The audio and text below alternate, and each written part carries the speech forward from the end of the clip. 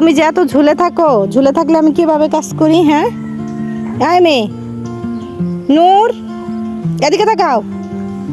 এই যে নূর, তুমি ঝুলে থাকলে আমি কিভাবে কাজ করি? বাবা ঝুলে থাকে না। আব্বু উঠো, আম্মু কাজ করি তো।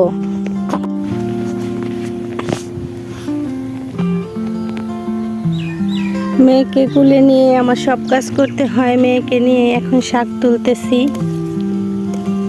মেয়েকে নিয়ে রান্না করব, সব কাজ আমার ওকে নিয়েই করতে হয়। যাদের ছোট বাচ্চা কাচ্চা আছে তারা জানেন যে বাচ্চা কাচ্চাকে সামলিয়ে কিভাবে কাজ করতে হয়।